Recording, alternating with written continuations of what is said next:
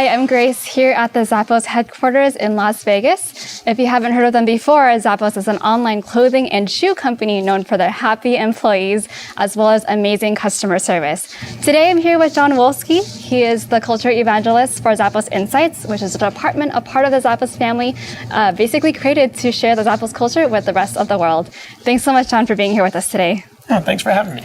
Great. Well, tell me first off, what was the inspiration for treating employees well and customers well in general, and then also the inspiration for the creation of Zappos Insights? Yeah, it can be a very long story, but really ultimately our CEO, Tony Hsieh, started a business back in the late 90s called Link Exchange. And as Link Exchange grew, it went from being a group of 10 friends hanging out and having a good time to a very corporate environment. When it reached 100 people, it was just like every other office. And as CEO, he didn't want to go into work. So when he got involved years later with Zappos, it really was because the culture was treating people well. And really defining the culture was because he didn't want it to become corporate, to become something other than what we had as we were growing. Right. Then as we started to be looked at as a thought leader because of the way we approach culture and have it as a focus, more people started asking about culture and how do we take our own approach to culture.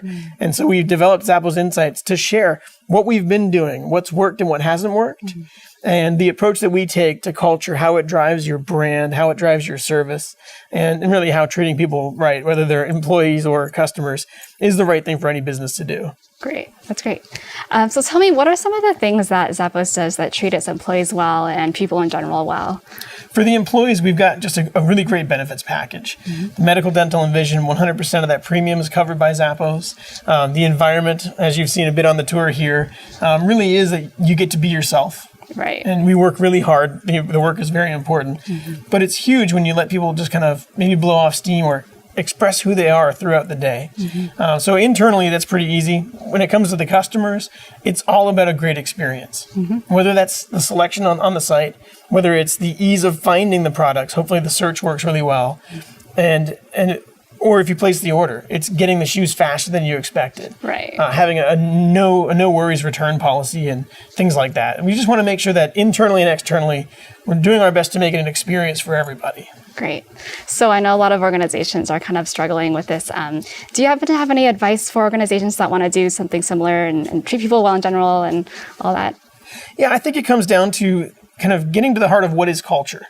And for me, culture isn't about process. And a lot of people will tie it into process. It's how we do things. There's actually a step that I think is more important. It's who we are. And, we've defined who we are, our 10 core values. They don't say anything about how we do what we do.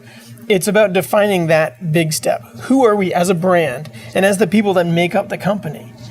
And if we can be true to that and commit to that, then it'll inform and guide how we do what we do, and ultimately point us to why we're doing what we do. And that's get to your higher purpose. So my number one piece of advice for businesses is think about your higher purpose.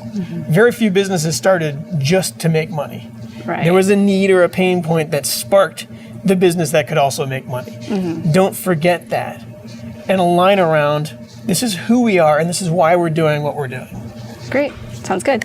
So my last question for you is, what do you think we as individuals and organizations can start doing or do more of to treat people well? So I think it's even just open up the conversation. Before you start doing anything, ask people what's working and ask people what's not working. And, all too often I think things come from the top because the top thinks they know what's right. But ultimately the people who are doing the work and working together are the ones who really know what's needed.